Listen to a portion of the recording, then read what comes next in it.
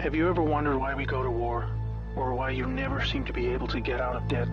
Why there is poverty, division, and crime? What if I told you there was a reason for it all? What if I told you it was done on purpose? What if I told you that those who were corrupting the world, poisoning our food, and igniting conflict were themselves about to be permanently eradicated from the earth? You might think that an idealistic fantasy. Well, let me tell you a story. We acknowledge there are criminals, of course. They rob your house, they steal your phone. They can murder you too if they think they can get away with it. We have all experienced criminals in one way or another. Criminals, as we know, are those who choose personal gain over the rights of others and have no regard for the law. But here's where you need to expand your thinking. Criminals can also succeed in business and politics, and can be elected as our leaders. If a criminal became the president, imagine what they could achieve. They could use the full weight of their executive power to commit much larger crimes, and ensure they and their friends were enriched to the fullest extent possible. A criminal president could create alliances with other criminal presidents, and then collaborate on more global criminal activities. Anything goes. Drug running, human trafficking, whatever makes the big bucks. The 20th century was turbulent with war, economic disaster, famines, and displacement. We have always accepted these things as just human nature, and simply the way the world works. Something inevitable, and due to the weaknesses of human nature that drive us to these actions.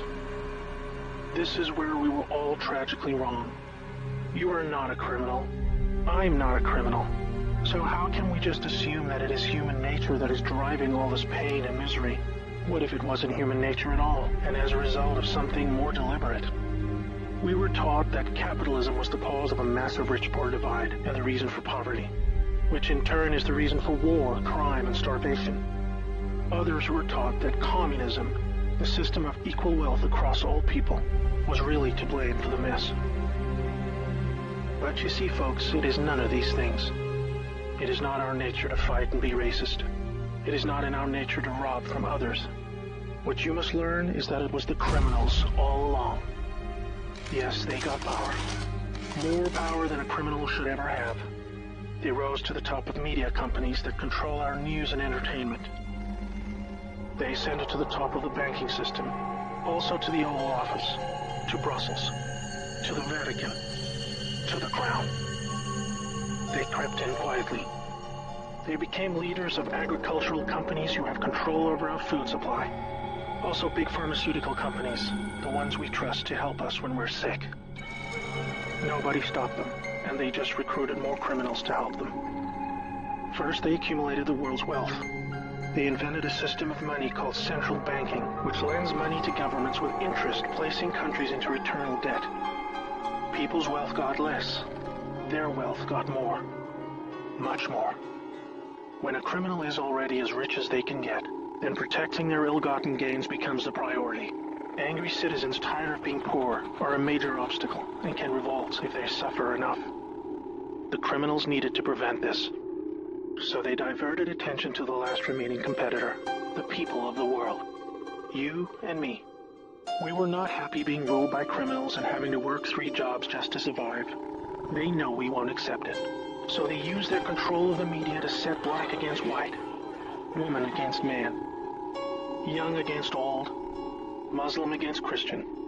They convinced us we were the problem so that we would fight and destroy ourselves. To get it done faster, they attacked all aspects of humanity that make us strong. Like family, using their influence over culture, they popularized lifestyle choices that led to a surge in broken homes, lost youth, and substance abuse. I could talk all day about how else they deliberately weakened us, and it would turn your stomach. We were just trying to get on with living. So where are all the good guys? Good people just want to get married, have kids, make a living, and enjoy their liberty. Well, there were good guys. Many. One became the President of the United States in January 1961. He knew about these criminals and wanted them gone. He knew their intentions for us all, and he wanted to fight them. Sadly, he had no idea how powerful they had become. Reagan also had good intentions for the American people.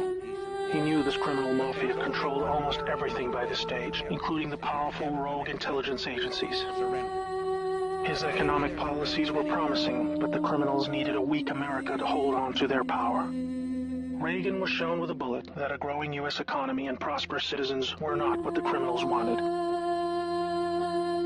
It was looking pretty grim for good people. Every time someone wanted to stand up and do the right thing, they got stopped. Were we ever to be freed?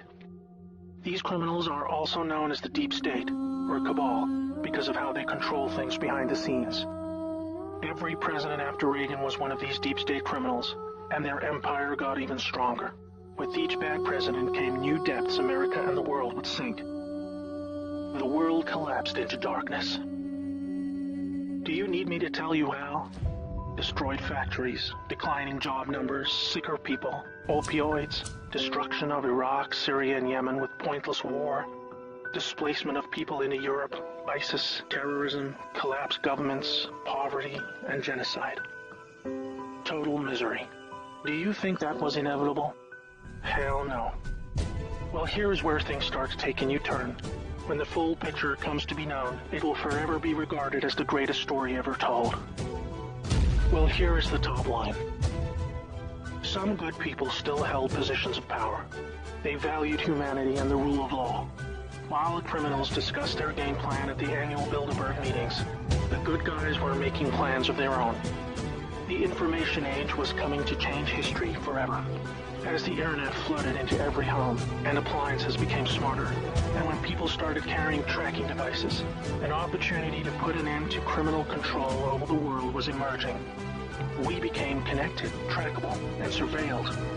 But so did they. They became dependent, just like we did, on email, SMS, instant communication. It made crime much easier, but it also put them on a grid that, if accessed by the right people, would expose their crimes to the public and end their iron grip on us once and for all.